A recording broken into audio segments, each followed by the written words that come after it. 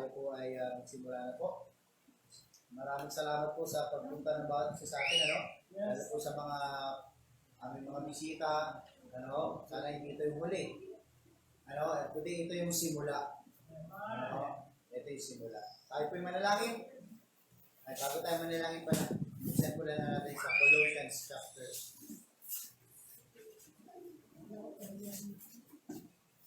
Colossians chapter 3. Colossians chapter 3, verse 12 hanggang 17. Okay po, kung nandiyan na kayo sa amen.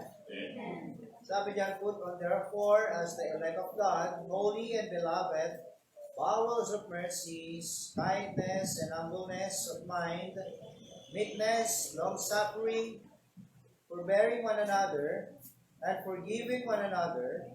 If any man have a quarrel against any, even as Christ forgave you, so also do ye. And above all these things, put on charity. This is the bond of perfectness. And let the peace of God rule in your hearts, to the which also ye are called in one body, and be ye thankful. Let the word of Christ dwell in you richly, in all wisdom, teaching and admonishing one another in psalms and hymns and spiritual songs, singing with praise in your hearts to the Lord. Verse 17. And whatsoever ye do in word or deed, do all in the name of the Lord Jesus, giving thanks to God and the Father by Him. Tayo po manalangin. Aming Diyos, dakila sa lahat, Panginoon. Maraming salamat po, Diyos, sa umagang ito. Maraming salamat, Panginoon, sa presensya ng bawat isa, lalo higit sa aming mga bisita sa pagkakataon ito. Dalayan ko po, Diyos, na kami patuloy na pangunahan sa pagkakataon ito. Kami yung puspusan ng Banal na Espiritu sa pag-alalay, sa pag-aaral, at patuloy na bigyan ng pangunawa, Diyos. Kaya din po, Panginoon, sa mga kapatiran namin na may mga karamdaman ngayong pisikal, ay bigyan niyo po ng kagalingan ng Diyos at ay panambalik ng muli ang kanilang kalusugan ng Diyos. Patuloy na sila ibigyan ng kahusayan pa rin sa kanilang pakikisa sa sa aming gawain sa pamamagitan po ng live stream. Kaya din po sa mga kapatiran na nandirito ngayon, ay ikaw naman po patuloy na magpala sa bawat isa sa kanila. Maraming salamat, Panginoon, at patawad po sa aming mga pagkakasala na gampanan sa iyong harapan. Lahat yan dalangin sa pangalan ni Jesus. Amen. Ay po yung makakaupo na po. Maraming salamat po.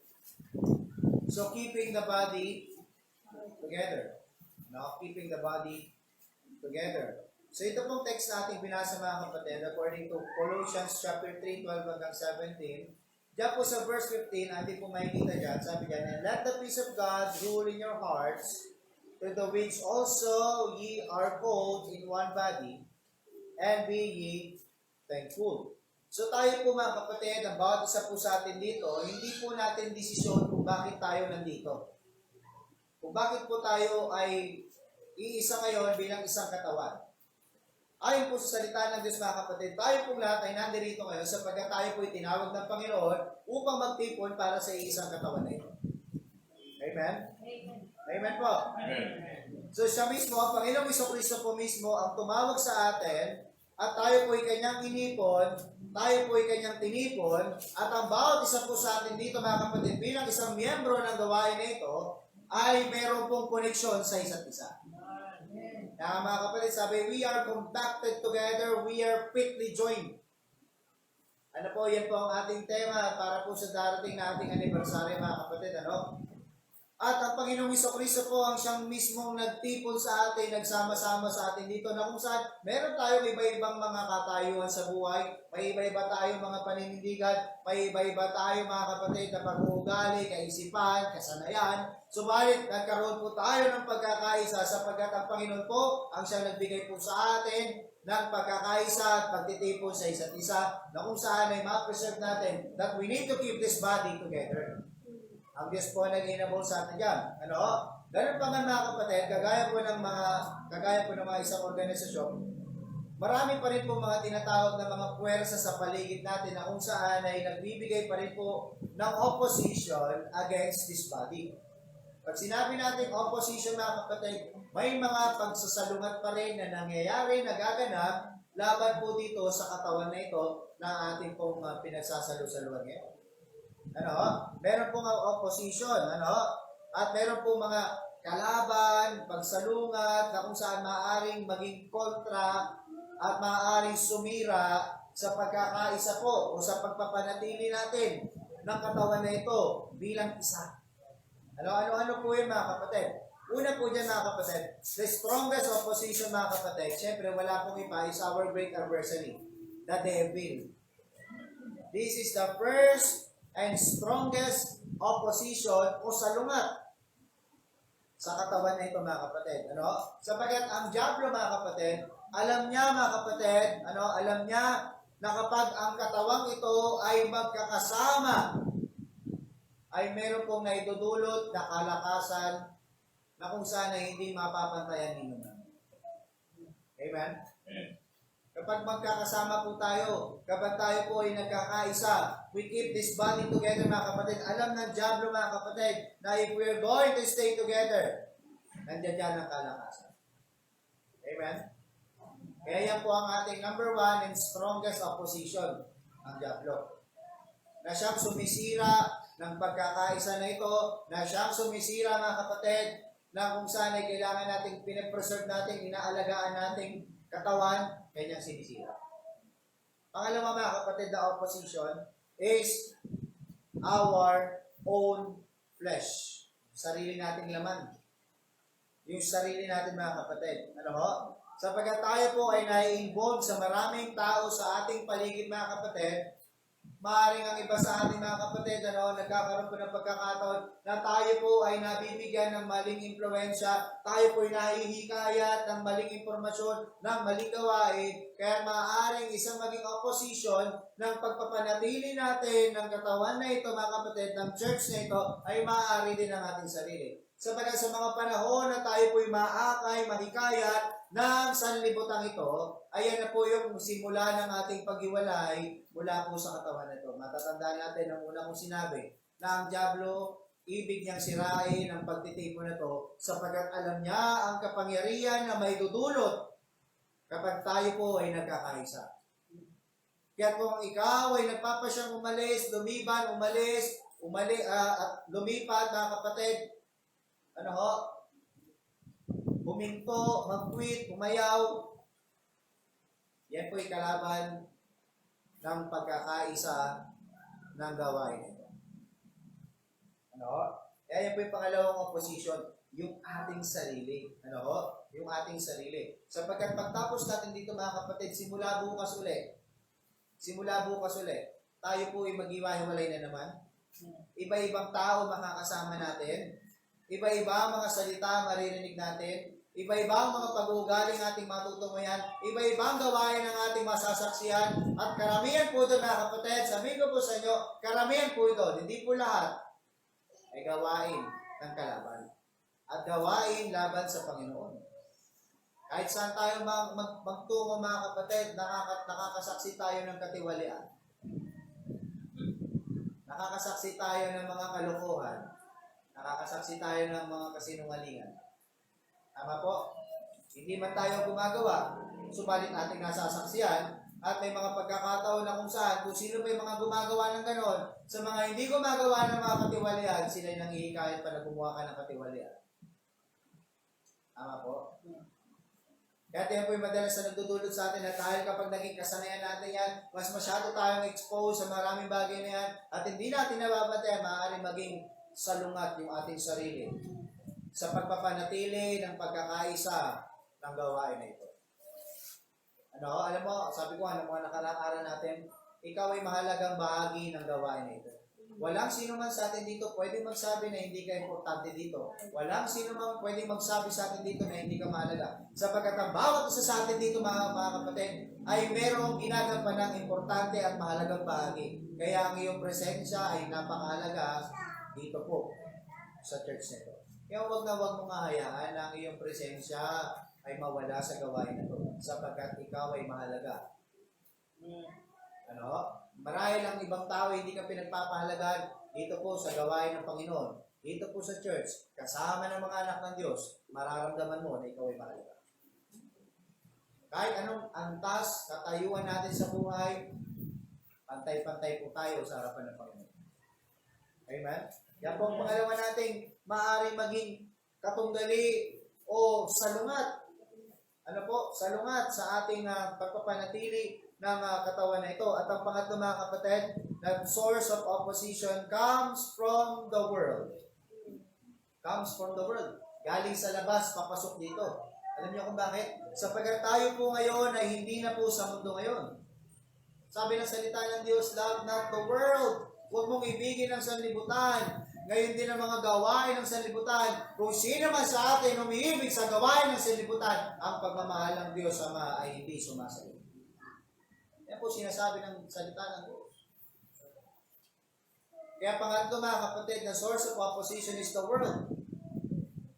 And I tell you this kapatid, tayo po lahat bilang isang mananampalataya, bilang isang church, naapektuhan po ng pandemya yan.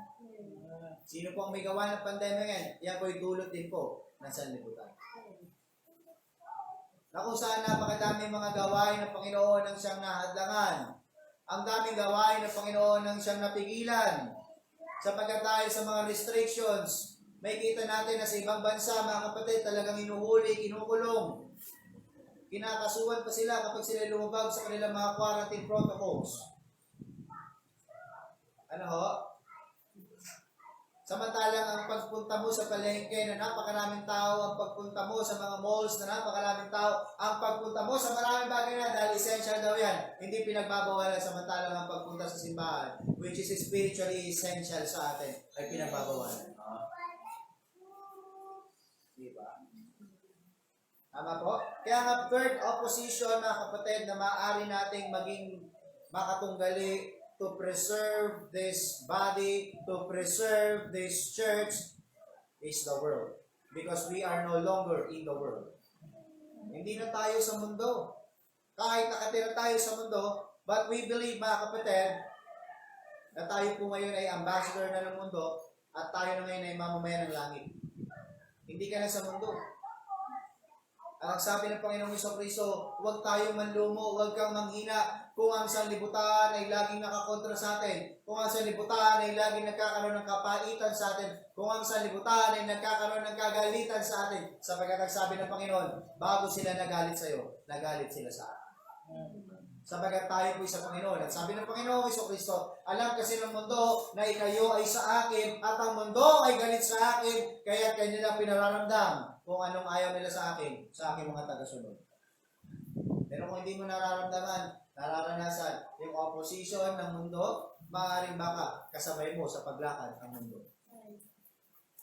Ano po? The world now is our enemy, and we are an enemy to the world. Kalaban tayo.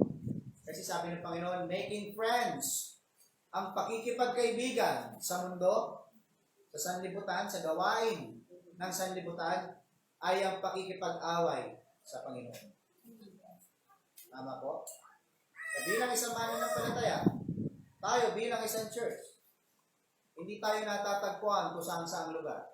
Sa mga araw ng pananambahan ng Panginoon, sa mga araw na tayo po'y may gawain sa Panginoon, sa mga araw na meron tayong pagtitipon sa Panginoon, isang mananampalataya, hindi mo matatagpuan kung saan. Marahil ngayon, ang malls ay bukas. Ang mga pasyalan ay bukas. Ang mga tambayan ay bukas. At ang katwiran ng isang mga pamilya na wala sa Panginoon, ang linggo ay kanilang araw ng pamilya. Maaari kang magdiwang ng iyong araw ng pamilya kasama ng Panginoon sa loob ng simbahan. Sapagkat marami sa atin dito may pamilya, kasama ang kanilang anak. Nagtitipon, kasama sa Panginoon. Tama po? Kaya hindi na tayo sa mundo. Ang mundo, walang kinikilalang Diyos. Hindi nire-respeto ang gawain ng Panginoon. Hindi na nire-respeto ang araw ng linggo. Hindi nire-respeto ang salita ng Diyos. Kaya tayo ay kakaiba sa lahat. Tama po? Kakaiba sa lahat. Ano? We are no longer in the world. Ano? We are no longer. Now, may kita natin. So with all that opposition, the great opposition is the devil, the second is ourselves, the third one is the world. Sa dinami-dami yan mga kapatid, the opposition against us, paano po natin mapapanatiling espesyal pa rin ang pagtitipon na ito at paano pa rin natin mapapanatili ang katawan na ito bilang iisa? Paano? Yan po ang ating tatalakayin sa umagang ito. Number 1 mga kapatid, mapapanatili po natin ang bawat isa dito. Una po is by putting on Christ. By putting on Christ. See? In Colossians chapter 3, verse 12 and 13, na ating nabasa kanina lamang mga kapatid, that put on therefore as the elect of God, huwag natin pagtalunan yung elect, huwag po kayo malito dyan sa elect. Ibig sabihin po niyan, as God called, tinawag ka ng Panginoon. Kagaya po na sinabi ko kanina mga kapatid, nandirito ka, kabilang ka sa katawan na ito, hindi dahil sa iyong sariling kakayanan, kundi dahil ang Panginoon ay tinawag ka at inilagay ka po dito. Sapagkat ang nagdadagdag ng tao sa simbahan at naglalagay ng tao sa simbahan, walang iba kundi ang Panginoong Jesucristo. Sapagkat siya ang nagtatag ng simbahan, hindi po ang tao. Sa panahon na may nagsabi sa iyong tao ang nagtatag ng simbahan, iyang simbahan na yan ay hindi sa Panginoon. Sapagkat hindi po nasasad sa salita ng Diyos yan. Sapagkat sabi ng Panginoon kay Pedro, Peter, upon this rock, I will build my church. Personal pronoun, my church. Ang Panginoong Jesucristo mismo nagsasalita at kanyang inaangkin that His church. My church. And even the gates of hell shall not prevail against it. Tama po? So Colossians chapter 3 verse 1, sabi niya ni Paul, sinabi sa atin, on bowels of mercies, kindness, humbleness of mind, meekness, long-suffering. Now, lahat po nito mga kapatid, is matatagpuan natin sa Panginoong Jesucristo. Etong mga katangian na ito. Why? Ano po yung mga katangian ng ating Panginoong Jesucristo? Andiyan po mga bersikulo mga kapatid. He is merciful. He is kind. He humbled His mind. He is meek. And He is long-suffering. Tama po? Ayan mga katangian na yan mga kapatid. Kung iyan pong lahat ng iyan ay matatagpuan sa atin mga kapatid, if we are going to put on the Lord Jesus Christ and make that provision for our flesh, sabi na po Sir Paul dyan in Colossians chapter 3, huwag tayo magbibigay ng provision sa ating laman. Huwag nating pahihintulutan na yung ating laman, yung pita ng laman, ang siyang mas mangibabaw kaysa sa gawain at katangian na meron ng Panginoon. Sabi ng Panginoon ngayon, sabi ng salita ng Diyos, ilagay mo yan sa iyong pagkatao. We need to put on Christ. We need to put on Christ. Anong matatagpuan natin sa Panginoon? Mercy, kindness, humbleness, meekness, and long-suffering. At kung meron ng bawat isa sa atin yan dito mga kapatid, I do believe walang mangyayaring pagtatalo ka. Oo. Merciful, mahabagin ka. Kind, mabuti kang tao, mabait ka. Kahit hindi sila mabait sa'yo, basta mabait ka sa kanila. Tama po? Nagalang pa siya, parang alalahanin yun Ginawan ako ng di maganda, kailangan maging mabait pa rin ako sa kanya. Alala niyo kasabihan, pag binato ka ng bato, batuin mo ng tinapay. In-integrate nila na yung tinapay, meron daw granate. Sabi ko, binato ka ng bato, batuin mo ng tinapay. Sapagkat pumapaloob din mga kapatid, na kung ano po yung golden rule sa atin, kung ano po yung ayaw nating mangyari sa atin, huwag nating gawin sa iba. Kaya ano nangyayari sa atin, di ba? Bisa, sabi ko nga, tayo mananampalataya, hindi tayo nakikipag-aral. Pero may nakaaway sa atin. Pero napaka-importante mga kapatid, batuin mo pa rin sila ng kabutihan. Ito nga yung gamit ko dyan dati. Patayin mo sila ng kabaitan. Oo. Lalo sa mga panahon, maranasan mo na ikaw ay duru-duruin, murahin, maliitin. Ang laki kong mama, minalita ko ng matanda na nangaagaw ng lupa dito sa ating simbahan. Tiniis ko lahat yun. Sa harapan ng barangay, ganun duru-duruin akong ganun. It is my first time na nangyari sa akin yung mga kapatid. But then again, by the grace of God, hindi ko nagawang hawakan ng kanyang kamay at ibalik papunta sa kanya. tinanggap ko ayon sa biyaya ng Panginoon, nakangiti pa ako sa Kanya, at nagpapasalamat ako doon sa pagkakakilala ng barangay yung church natin dahil doon. Ano?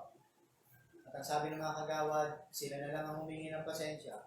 Pasensya ka na, pastor, sa inakto ng tao yun, sapagkat walang Diyos yung mga tao yun. Sabi sa akin, sabi ko, naiintindihan ko po na walang Diyos ang mga tao. Ano? Nagampanan ko yun, hindi para sa aking sarili lang, pero para sa bawat isa sa atin na mapanatili natin ang bawat isa. So, kagabi-gabi ka lang, tatawagan ka lang para murahin ka lang. Para sa church, para sa lupa ng church. Kindness, humbleness. Ano, pagpapakumbaba mga kapatid na kahit kaya mo, hindi mo ipapakita. Alam niyo ba kapatid? May kwento ko sa inyo to. Minaliit tayo Sabi sa akin ilan ang kongregasyon mo, pastor? Sabi ko, about 50 lang po. Do you think that number can produce 1.5 million? Sabi sa akin. Sabi ko na lang sa kanya, oo nga, no? In mathematics, maybe it can. But we have God. Sabi ko, our God is rich. Our God is rich.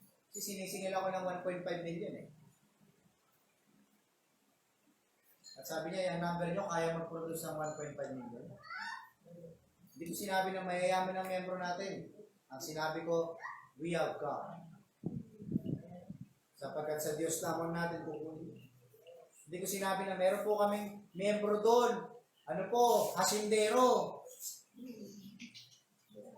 Meron po kaming membro doon, tatlo bahay. Meron, kaya-kaya yan. Hindi ko sinabi yun. But I tell them, our God is rich. Humbleness. Meekness. Saan mo matatagpuan ng meekness? The best example of meekness is kabayo. Horse. Ang horse ay malakas. Sobrang lakas ng kabayo. Pero kapag sila ay nagpamalas ng kanilang kababaang loob, meekness, kaya mo silang masakyan. Sumusunod sila sa iyo sa mga hila ng hinete. Susunod sila. Pero ganun ba bang kaya kanilang ihagis? Kaya kanilang patalsikin. Pero hindi nila ginagawa because of meekness. Kaya hindi sa atin mga kapatid. We are child of God. We have God. At proud tayo sa bagay na yun. Pero hindi natin ginagamit yan bilang pagmamataas para sa iyo. Diba? Ano? And long suffering, pagtitiis. Amen? Habang nandito tayo sa lupa, and since we are not of this world, nandiyan yung pagtitiis. Na kung saan lagi tayong salungat sa gawain ng sanlibutan, salungat sa daloy ng mundo, salungat mga kapatid, sa kung anong nauuso ng sanlibutan ngayon, tayo po yung nakasalungat yan, sapagkat tayo'y buhay. Wala kang makikitang isda na nakaayon sa alon, pero buhay. Maaaring buhay, nakakontra sa alon. Tama? We are not go with the flow, but we are go against the flow of the system of this world. Amen? So we can preserve, maaari nating mapanatili ang pagtitipon na to, ang bawat isa, sa pamamagitan ng pag-put on natin ng Panginoong Kristo.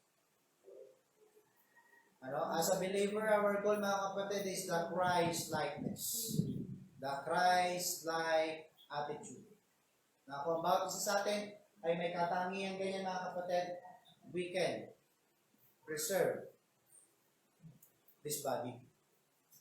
Amen? We can preserve. Huwag nating hayaan na magkaroon po ng provision of flesh to fulfill our lust. Ano?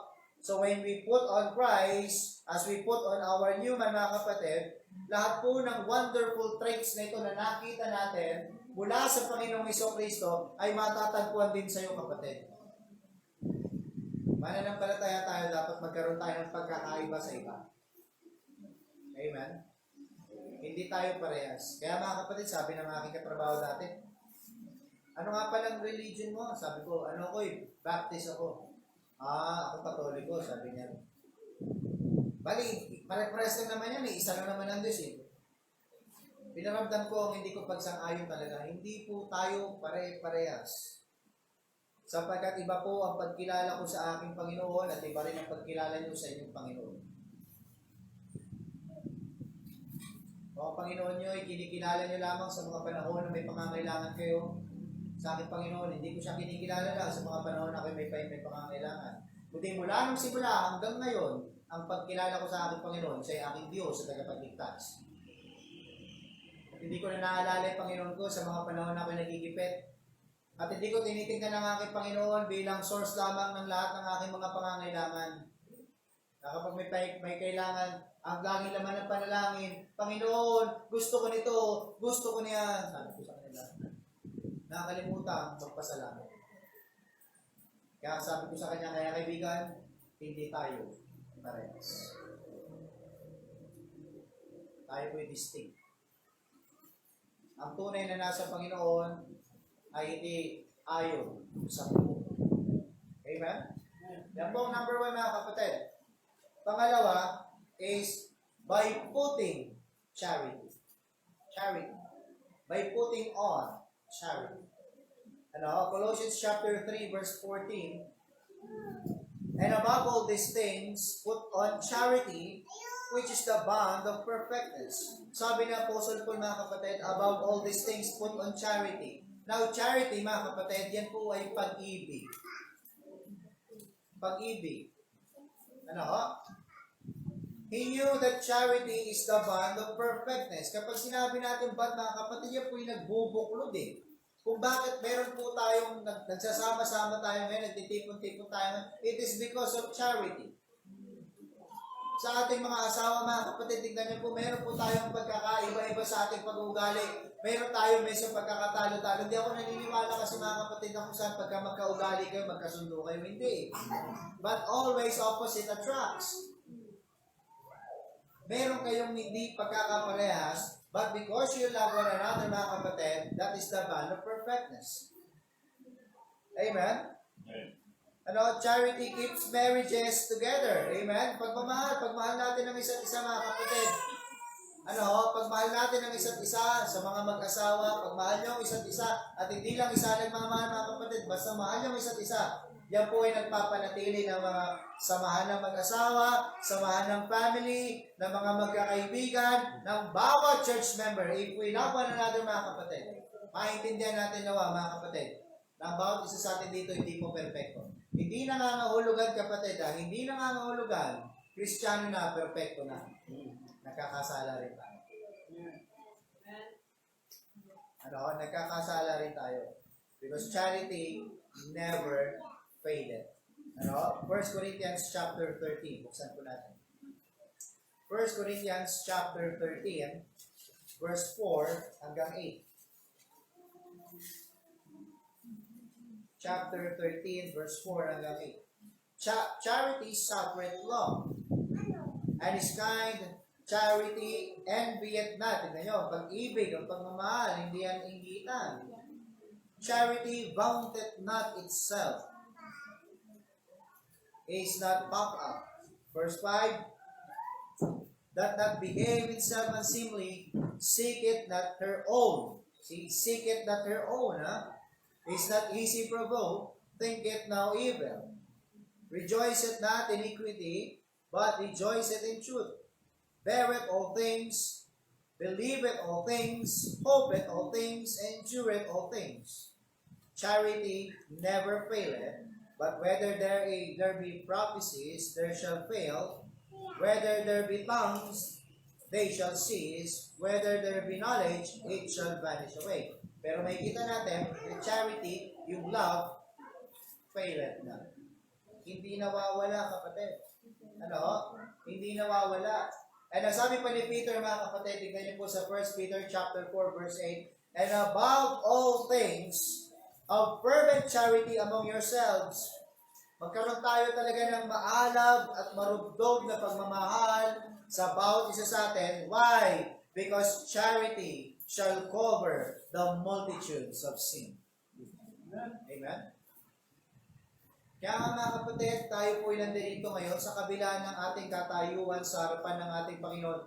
Bilang isang makasalanang tao, tayo po ay kanyang inibig at binigay ang kanyang buktong na anak na ang Panginoong Jesucristo upang tayo po ay magkaroon ng katubusan mula po sa ating pagkakasala at magkaroon ng katiyakan kasama niya sa langit. Ano po nag-push doon? Dahil po sa pag-ibig. Sabi ng John 3:16 For God so loved the world.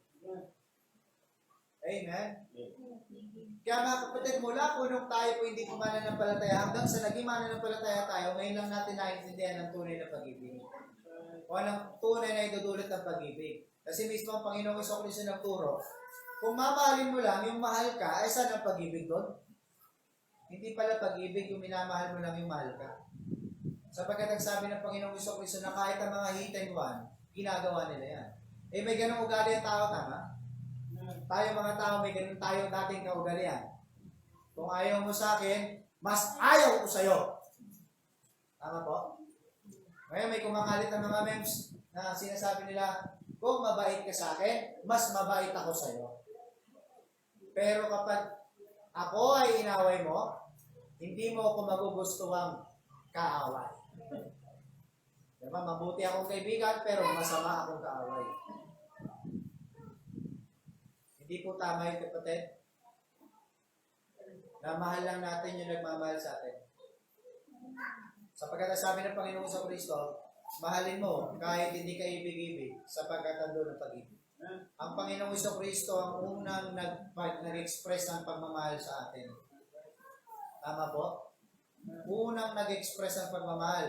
Kaya nga kung meron pa bang Islam note ngayon na sinasagutan sa mga nakaabot ng Islam note yan, who is your first love? Ang nilalagay mo, pag ilalagay mo na, minsan nilalaktawan mo pa yun kasi kinikilig ka pa eh. Di, naiiyak ako kasi ba, mabasa nyo eh. Mababasa talaga yan. But your first love must be Christ right now. Ang first love mo ngayon, dapat ang Panginoong Jesucristo na. Why? Because He first loved me. Yung tunay na pagmamahal. Sapagkat ang tunay na pagmamahal, ang sabi ni Pedro dyan mga kapatid, that charity shall cover the multitude of sin. Na sa kabila ng ating pagiging makasalanan mga kapatid sa harapan ng Panginoon, tayo po'y kanyang inibig. Amen? Tayo po'y kanyang inibig. Ano?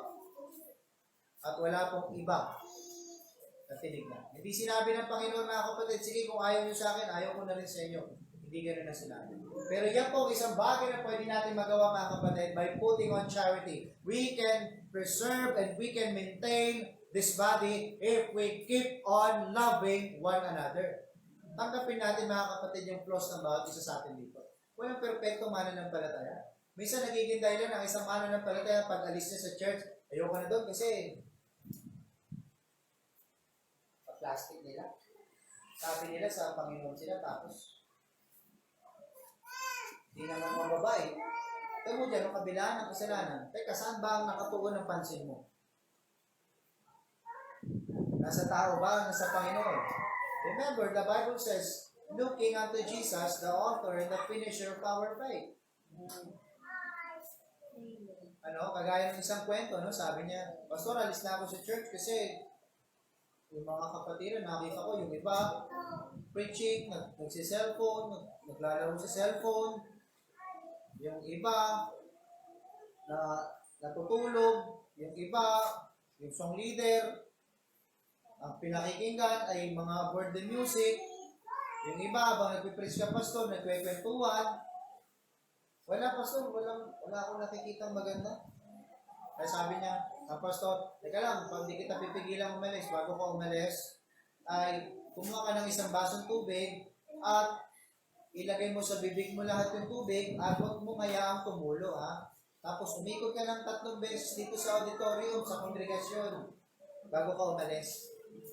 O sige po, pastor, siguraduhin mo walang tutulo, ha?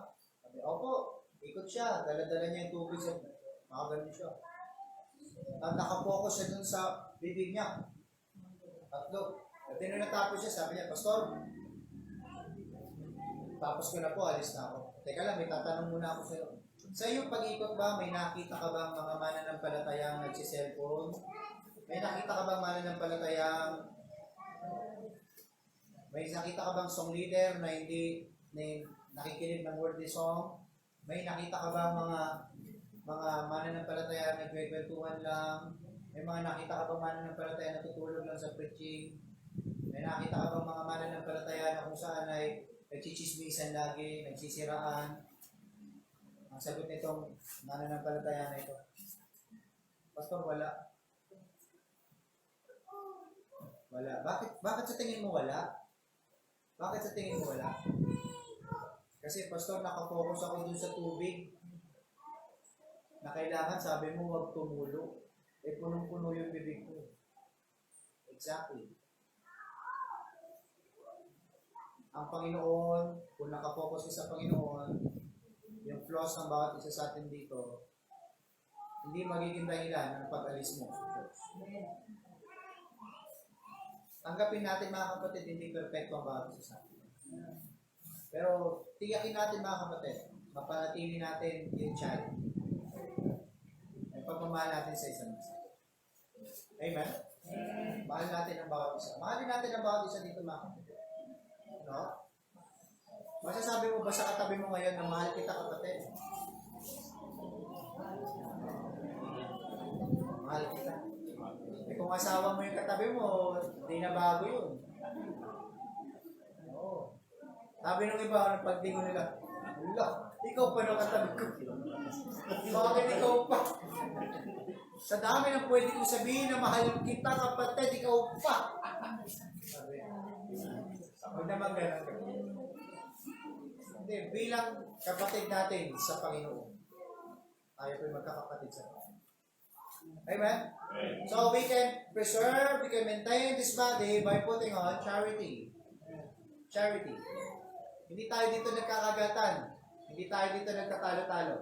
We need to put on charity. Masaya tayo sa ikinaunlad na bawat isa dito. Wala dito naghihila pababa. Kasi naniniwala ako mga kapatid, kung ang individual sa inyo, pinagpala ng Panginoon, kasama simbahan. Ano? Kaya nga pinag-pray natin ang bawat isa sa inyo talaga, kung palain ng Panginoon, sapagkat kasama sa pagpapala ang simbahan kapag pinagpala. Amen? Thirdly, mga kapatid, malapit na po tayo matapos, okay na nga dyan? We can preserve and maintain this body by letting the peace of God rule in our hearts. Yung kapayapaan ng Panginoon, hayaan nating manguna, maghari sa ating mga puso. Sabi ng Apostle Paul dyan sa Colossians, balikan natin Colossians chapter 3, verse 15. And let the peace of God rule in your hearts, to the which also ye are called in one body, and be ye thankful. Ano? At ang sabi rin mga kapatid ni Apostle Paul sa Ephesians chapter 4, verse 3. Tignan niyo po. Dito po sa Ephesians chapter 4, beginning from verse 1 hanggang verse 3 mga kapatid, ay nandiyan dyan po yung exhortation o yung paghihikayat ni Apostle Pablo para sa pagkakaisa. Ano? Kaya sabi niya mga kapatid in verse 3, endeavoring, sabi niya, endeavoring to keep the unity of the Spirit in the bond of peace. Ano? Sapagkat ang sabi niya mga kapatid, the devil in your flesh will try to keep things riled up. Meaning kapatid, magulo. Guluhin. Ang diablo at yung ating laman, sabi ko sa nauna natin, sa introduction natin, iyan po ay isa sa mga opposition ng katawan na ito. At maaaring ang diablo at ang ating laman, mga kapatid, ay magbigay po sa atin ng kabuluhan sa mga bagay-bagay niya. At ang sabi ni Apostle Paul dyan, mga kapatid, endeavoring, ibig sabihin kapatid, pagsumikapan natin. Amen? Pagsumikapan natin, huwag tayo yung magsilbi o magsimula ng kaguluhan. Amen? Kundi ikaw ang magsumika, pagsimulan natin ng pagkakaisa dito po sa loob. At ang kapayapaan ng Panginoon ay mapasa atin. Ano? And the world keeps you riled up by being contrary to God and by agitating you with its words. Kaya po sa eskwelahan, matatagpuan natin sa eskwelahan, sa mga trabaho, sa publication, sa mga media, mga kapatid, pagka tumingin tayo dyan, imbis na ikaw ay magkaroon ng kapayapaan, lalo ka nagkakaroon ng kaguluhan.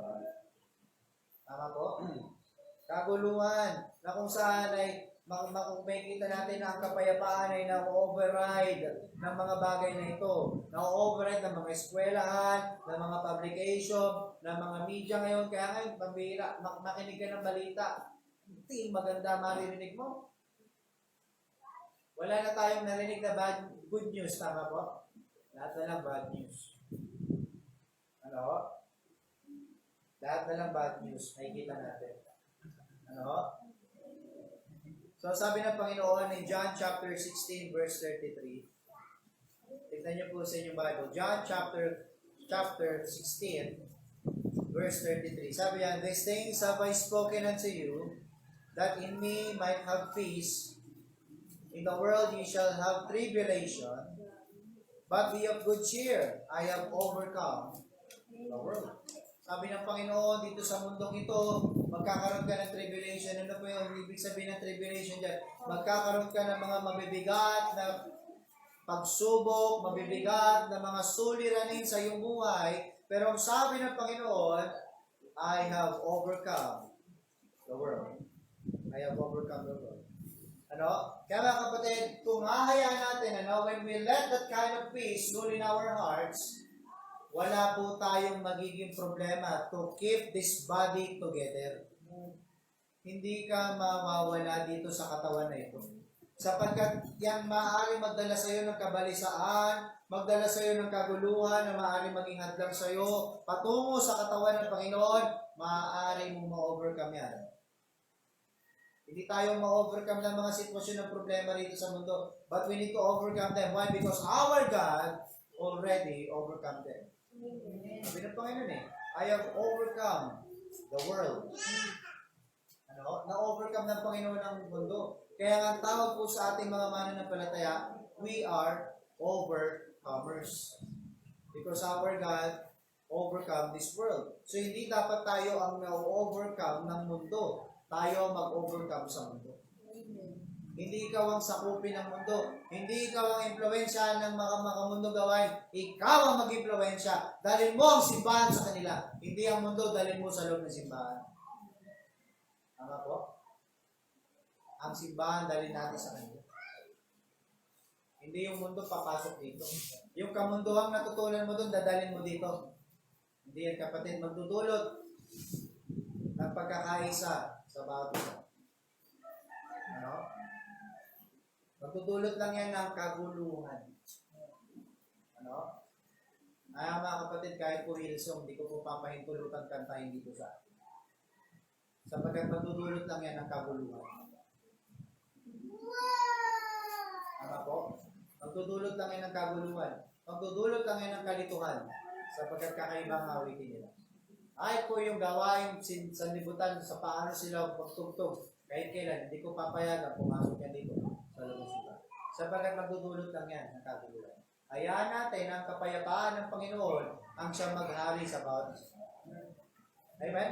Yan po ang pangatlo mga kapatid. Ano? At pang-apat, by letting the word of Christ kung ating papahintulutan na ang salita din ng Panginoon ay manatili sa atin. Alam niyo, marami pong tao ang nagsasabi ng against sa salita ng Diyos, pero never pa nilang nabasa ang salita ng Diyos. Ito pa mga tao ay kung makapagsalita ng mga taong ito na hindi pa nakabasa ng salita ng Diyos, ay kung makapagsalita ay tila baga alam na nila yung salita ng Diyos. At sabi sa akin ng aking kaibigang INC, hindi mo maintindihan ang salita ng Diyos, ang Biblia, sapagkat iyan ay mahiwaga pa sa mahiwaga. Hindi mo maintindihan yan hanggat hindi ka sinubok. Sabi sa akin, hindi sinubok. Ay, yun ang aral nyo, sabi ko sa kanya. Hindi, yun ang sinabi ng Biblia, sabi sa akin. Ay, sa akin naman, ang sinabi ng Biblia, sapagkat sabi ng Panginoon sa Kristo, kanyang ipinarating ang purporter na kung saan siya magtuturo sa atin, at yun po ang banal na spirito, na siya magtuturo po sa atin ng mga bagay na hindi natin naintindihan. Marahil, gamit ang ating mga sariling kaunawaan, pag-iisip, di mo maintindihan ang salita ng Diyos. Subalit sa pamamagitan po ng pananahan ng Banal na Espiritu sa iyo mga kapatid ay iyong maintindihan ang mensahe ng Panginoon. At ang sabi ng Banal na Espiritu mismo, hindi siya nagsasalita sa kanyang sarili lamang. Sa halip, siya nagsasalita ayon sa kanyang naririnig lamang patungo sa atin dito. Kaya nga po tayo mga mananampalataya ay nakakaunawa ng salita ng Diyos. Ano ho? At hindi po maintindihan ng mga taong wala sa Panginoon kung ano po itong ating ginagawa. Sapagkat gusto nilang paniwalaan, yung gusto nilang paniwalaan na sa tingin nilang tama, yung kanilang paniniwala, na hindi kinukonsulta kung ano ba talaga ang sinasabi ng salita ng Diyos. Tama po? Sa panahon na kung saan ay gawin mo kung ano mong gustong gawin, tapos na po yun. Yan po yung mga panahon ng mga hukom. Pero ngayon mga kapatid, hindi po tayo pwedeng magbulag-bulagan. Hindi ka pwedeng manindigan sa kung ano yung nakagisnan mo. Hindi kasi ibig sabihin kapatid, nakagisnan mo na, tama na. Hindi ibig sabihin kapatid, madaming gumagawa, tama na. Hindi ibig sabihin, matatanda na yung gumagawa, tama na. Ang ating final word of authority, wala pong iba kundi ang salita ng Diyos. Kung hindi po yan nasasaad sa salita ng Diyos, kahit sino ka pa, sapagkat hindi ito nire-respeto ng salita ng Diyos, kahit sino ka pa ng salita, kung yung sinasabi mo ay taliwas sa salita ng Diyos, hindi ako maniniwala sa iyo. Sapagkat wala kang daladalang katotohanan. Ano? Gusto natin lagi katotohanan, di ba? Ay minsan, kapag nakapakinig tayo ng katotohanan, minsan ayaw naman natin sa sobrang totoo, parang ayaw na natin. Kaya pupunta tayo ulit sa gusto nating paniwalaan. Ano? Kaya po sa panahon natin ngayon, napakadami pong mga nagtatag na kani-kanilang mga religion, kani-kanilang mga samahan, gumawa ng kani-kanilang mga doktrina na ayon sa kanilang sariling pangunawa at ngayon sa kanila itinoprak ang salita ng Diyos at sasabihin na pinasusulat gayon ang salita ng Diyos ay kanilang inikot ng inikot ng inikot. Ano? Inikot ng inikot. Kaya sabi niya mga kapatid in Colossians chapter 3 verse 16. Turn to your Bible please mga kapatid. Colossians chapter 3 verse 16. Ano? Ang sabi po diyan mga kapatid, let the word of God, or word of Christ, dwell in you richly in all wisdom. So sabi niya sa ating nakaposting ngayon, when we get together as body, one of the principal things we are involved in this is teaching and preaching of the word of God. Ang bawat isa po sa atin dito ay maaaring magbahagi ng salita ng Diyos. Hindi mo na kailangan pang isubo. Kapag ang salita ng Diyos na nananahan sa iyo at ang Banal na Espiritu na nananahan sa iyo, kapatid, hindi na kailangan, wala pong sinabi dito sa salita ng Diyos, mga kapatid, na pinagbabawalan po. Ang bawat isa po sa atin dito ay kailangan may hawak-hawak ng salita ng Diyos sapagkat kailangan mo makita sa iyong sarili ang katotohanan. Wala po kami tinatagong mga baptist. Kaya po hindi pinagbabawalan ng bawat isa sa inyo magbasa ng Biblia. Ngayon, pastor, hindi ko naintindihan to. Sabi ng NBI, kung marunong naman nagtatanong. Magtanong ka, pag-aralan natin, pag-usapan natin. Tama po, kaya nga sabi ng Panginoon, and I give you pastor and teacher. Pastor, teacher. Para magbigay sa iyo ng Panginoon. Pero hindi para pagbawalan ka magbasa ng Biblia. Hindi po bawal dito sa church magbasa ng Bible. Bawal po dito pag walang Bible. Bawal, ano? Ano bawal? Kaya po meron tayong Bible ngayon dito. Nasaan na po ka? Nandiyan po yan. Kung gusto niyo po makakuha, libre po yan. Oo. Sapagkat yan po eh. Kapag nandito na po tayo, kabilang na po tayo dito sa church, kabilang na po tayo dito sa katawan ng ating Panginoong Kristo, mga kapatid, automatic yan. Ikaw po ay mapapaloob, makakasama, mapapabilang sa paghahayag ng salita ng Diyos at sa pagtuturo ng salita ng Diyos. Wala pong hindi involved sa atin dito. Sapagkat sa pagbalik ng Panginoong Kristo sa kanyang kalangitan, kanyang sinabi sa bawat church, sa church, go ye therefore, teach all nations, baptizing them in the name of the Father, and of the Son, and of the Holy Ghost, and teaching them to observe all things whatsoever I have commanded you. And lo, I am with you all. Sino kausap niya doon? Pastor, apostle, o sino? Ang church, ang kausap niya. That is the Great Commission na binigay niya sa church. At ang bawat bahagi ng church na ito ay kasama sa komisyon na yan. Amen? Wala pong excuse dyan. Bata, matanda, kasama dyan. Amen? Hindi lang po kay pastor yan. Sabi si pastor lang ang sinugo.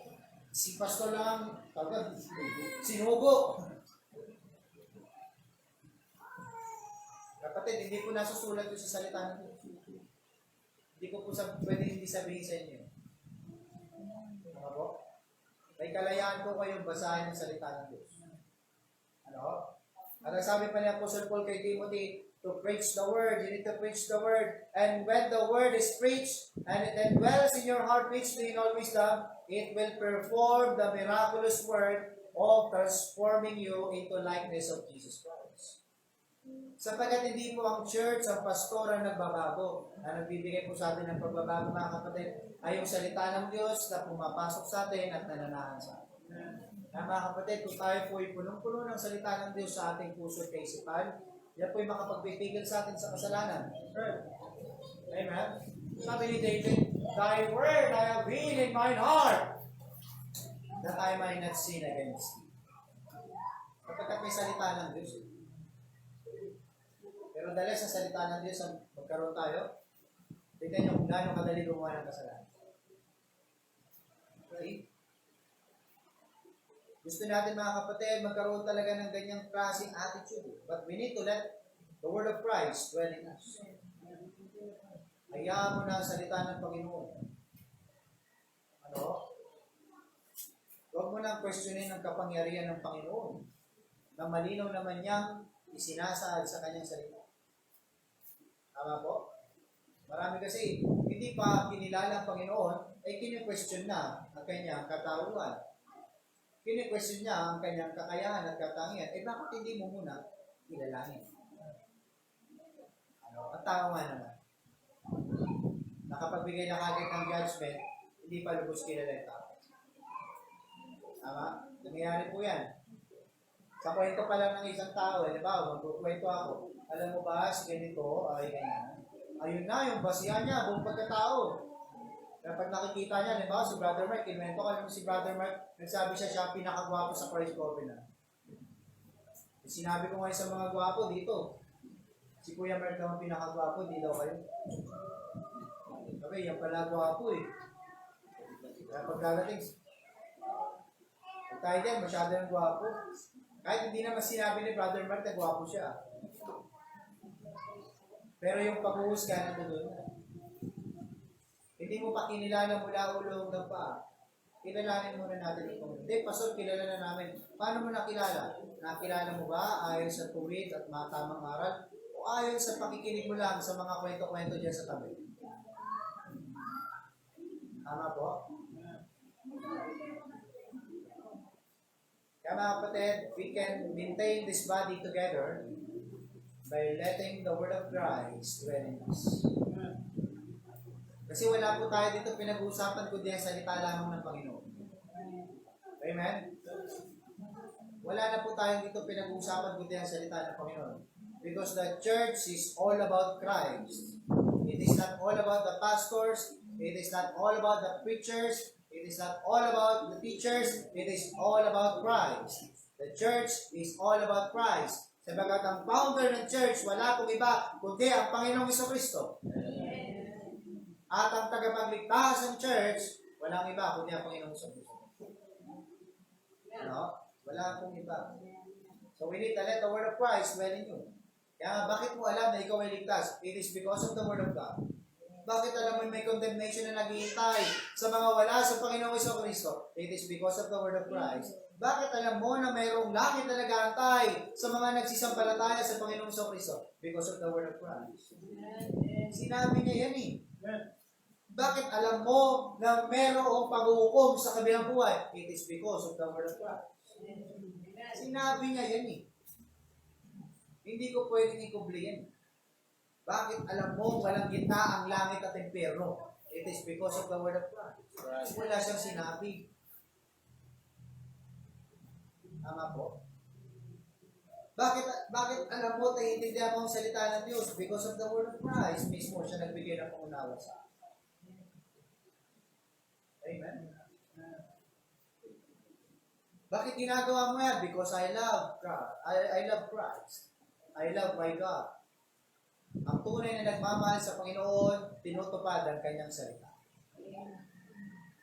Ang tunay na nagmamahal sa Panginoon, mahal ang kanyang kapwa. Amen? Sapagkat sabi ng salita ng Diyos, paano mo mamahalin ang Panginoon na hindi mo pa nakikita? Gayon ang katabi mo. Katabi mo, tingnan mo na yung katabi mo. Katabi mo yan. Nakikita mo. Nakahawakan mo. Kung asawa mo yan, nakakatabi mo sa higaan yan. Kasalo mo kumain. Hindi mo magawang mahalin. Sabi ng Panginoon, sinungaling. See? Alam natin yan. Because we let the word of Christ dwell in us. Amen? Next, mga kapatid, we can preserve, maintain this body by singing with praise in our hearts. Colossians chapter 3, verse 16. Sabi pa rin dyan, mga kapatid, teaching and admonishing one another in psalms and hymns and spiritual songs, singing with praise in your hearts to the Lord. So when we get together to sing psalms and hymns and spiritual songs, and we sing them with praise in our hearts to the Lord, we all lift our hearts in praise to the Lord, just like the angels do in heaven. Kaya ang sarap pakinggan, mga kapatid, yung ating congregational singing. Kaya kung tayo po'y nag-aawitan, nagpapaawit ang ating song leader, kanta ka, kapatid. Kanta ka, bahagi mo yan. Napakasarap pong mag-awitan. Sapagkat pagdating natin sa langit, aawit din tayo. Marami pa sa hindi ako magaling umawit. Wala yan, kapatid. Sabi ko nga, mga kapatid, dito po sa church, kahit kailan, hindi tatalikod yung upuan na yan kahit anong dating ng boses mo. Sa TV lang yon. Pag hindi nila gusto boses mo, maaaring talikuran ka nila, o maaaring harapin ka nila. Uy, ganda ng boses Pindot siya ng gano'n, no? I want you, gano'n pa sila. Pero sa simbahan, mga kapatid, ang pag-awit ng bawat isa sa atin dito, kagalakan sa bawat isa. Hindi kasi tayo nandito para bigyan ng entertainment ang tao. But we are here to praise and worship our God. At bahagi yun ang awitan natin. Kaya ngayon mga awitin natin dito, hindi po mga awitin galing sa labas. At yung mga awitin natin dito, hindi mo maririnig sa labas. Tama po? Sapagkat hindi nila ibig awitin ang mga awitin ito na awitin na nagbibigay ng kapurihan sa Panginoon. Ang mga awitin na, mga kapatid, ay ang pinakabase sa salita ng Diyos. Yan po ay napapailalim at napapalooban ng mga mahalagang doktrina. Kaya mga kapatid, pag-ingatan nyo yung hymnals natin, yung mga awitin yan. Maaari mong kantahin yan sa bahay, habang nagtatrabaho ka, maaari mong kantahin yan. Mapapansin mo, mga kapatid, nakakapagpalakas ng ating pananampalataya. Amen? So Christ is exalted among us when we are one because we are all singing the same thing, the same time to the same person, and our hearts retain these hymns of praise. At sa pamamagitan niya, mga kapatid, kahit sa awitin, nagkakaisa-isa tayo. We can preserve this body. Amen? Kaya hindi tayo kumakanta dito, mga kapatid, ng mga bagong likhang kanta ng mga praise and worship ngayon sa labas. May mga pinapatugtog sa radyo, Who Am I by Casting Crowns. Yung mga redeem songs by Hillsongs. Hindi ko po pwedeng payagang kantahin yan dito sa atin.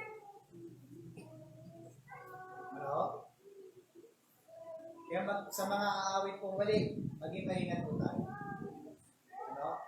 Maging maingat po tayo sa mga ibabahagi mong awitin. Baka hindi yan ang magdulot ng pagbubuklod sa atin. Kaya mas mahiging mahal ka ng awitin sa mga hymnals natin.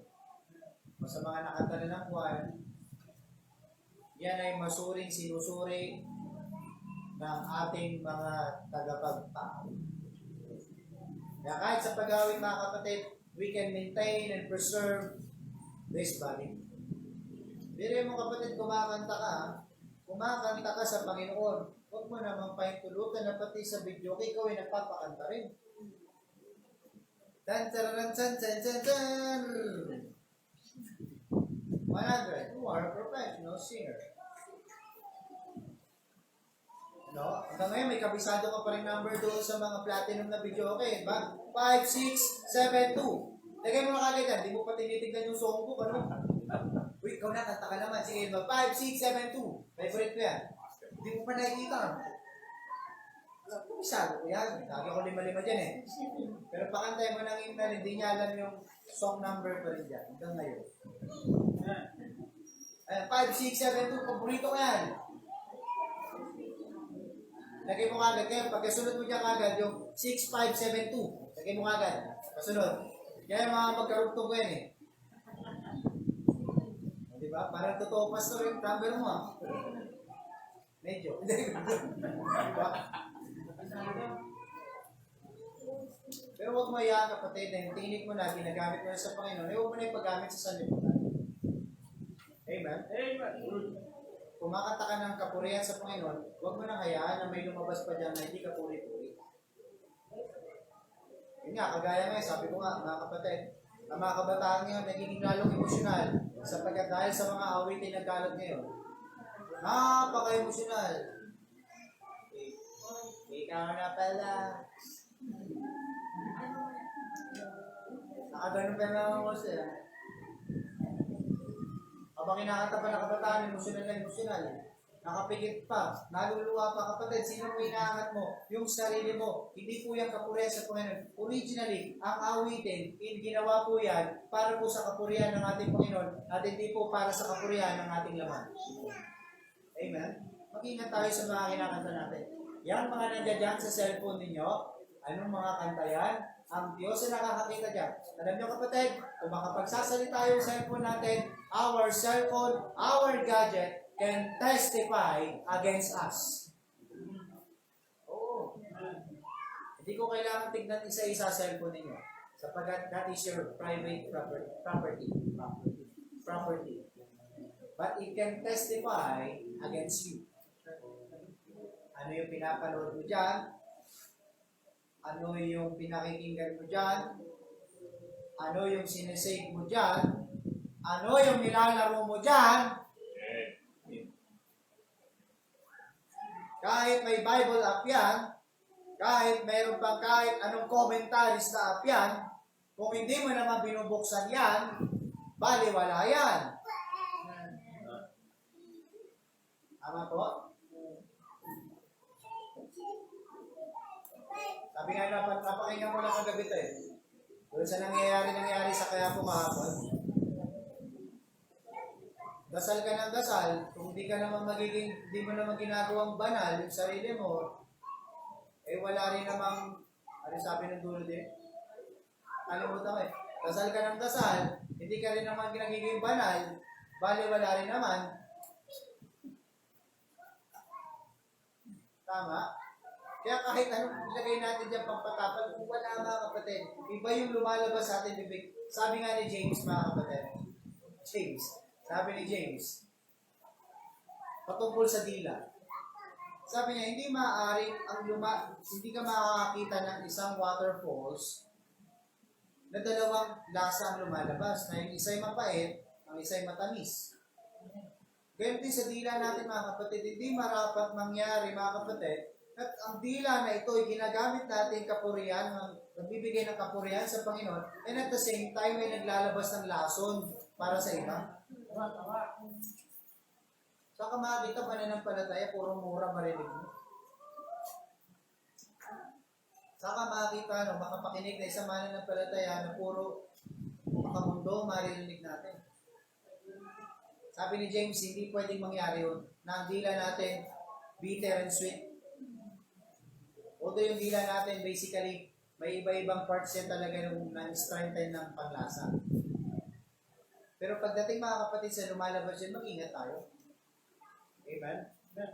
Sabi nga ni James pwedeng yung maliit na dila na yan, pwedeng makasunog. Sa liit yan, pwedeng makasunog. pwedeng makabuild up. Pwede makapatay, pwede makabuhay. Pwede makasira, pwede makabuo. Tama po? Sa pamamagitan na nan. Di mo sinaktan pero nasira mo buong pagkatao. Dahil sa dila. Kaya sabi, we need to tame our tongue. Paamuin mo yung dila mo.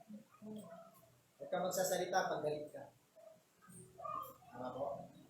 Kasi kapag nagsalita ka na at galit ka pa, mas mabilis gumalaw ang dila kaysa sa utak. At pagkatapos, saka mo lang marirealize, binigay na ng process ng utak, lahat ng sinabi mo, hindi mo pinag-isipan. Tama po? Ganun din po sa pag-aawitan natin. Huwag mo ngayon na yung dila din ay ginagamit mo, yung tinig na ginagamit mo para sa Panginoon, ginagamit mo rin at the same time sa may utak. Nakakaya. Hindi sa akin. Sa Panginoon. Kasi binigyan ka ng tinig ng Panginoon. Binigyan ka ng kakayahan ng Panginoon. Alam niyo ba, maraming hindi nakakapagsalita. At nangangarap na sabi, makapagsalita, makaawit para sa Panginoon, pero hindi nagkaroon ng pagkakataon. Pero ikaw may pagkakataon, gamitin mo sa Diyos. Amen? Amen po? Amen. And last na po tayo. So we can preserve this body together by giving thanks to God. Pasalamat tayo sa Panginoon. Ano? Giving thanks. Colossians chapter 3 verse 17. And whatsoever ye do in word or deed, do all in the name of the Lord Jesus, giving thanks to God and the Father by Him. Ano? So it is a remarkable what thanksgiving to God does for you. So we know that God appreciates our thanksgiving. Tama po? Ina-appreciate niya yung ating pagpapasalamat. And it is the will of God, mga kapatid, to thank our God. Sabi yan, in everything, give thanks. Sabi ng Panginoon eh. Ano? In everything, we need to give thanks, mga kapatid. Ano? And the Lord is good to His body. Kagaya na sinabi ng Paul in Ephesians chapter 5 verse 29, for no man ever yet hated his own flesh, but nourisheth it and cherisheth it, even as the Lord, the church.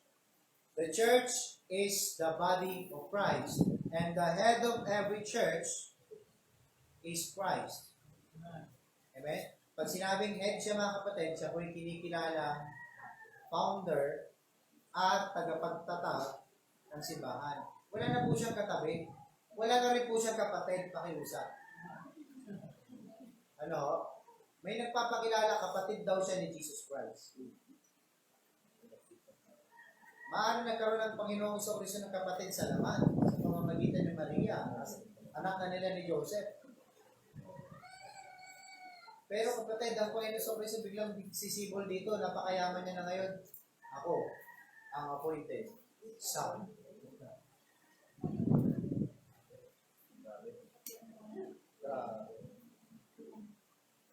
Ang church, mga kapatid, this is the body of Christ. Ang sabi ni Apostle Paul, na walang sino man ang nagkakaroon po ng pagkagalit sa kanyang sariling naman. Sino po dito hindi niya mahal yung katawan niya? Ang katawan, physically. Alam mo, kung hindi mo mahal yung katawan mo, hindi mo yung papaliguin. Hindi mo yan lilinisin. Hindi mo yan bibigyan ng gamot sa mga panahon na may karamdaman ka. Hindi mo yan ipapahinga pag pagod na ka na. Hindi mo mahal yung katawan mo. Pero sabi diyan, for no man ever yet hated his own flesh, but nourisheth it and cherisheth it.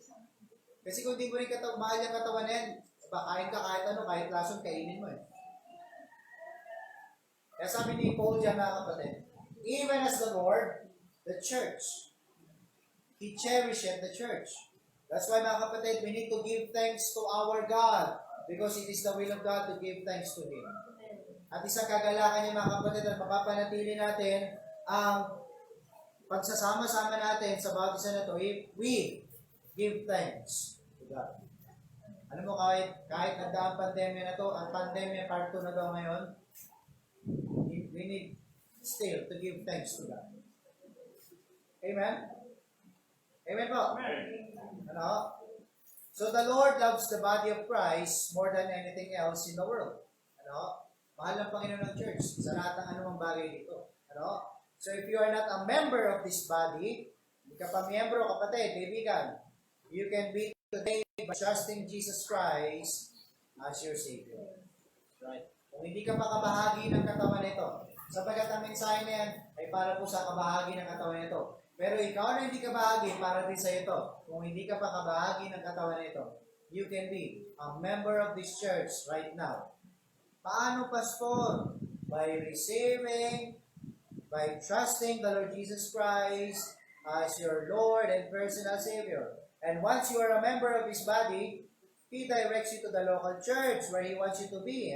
And where you want in the local church, work at keeping the body together sa pagsunod ng mga anim na bagay nito.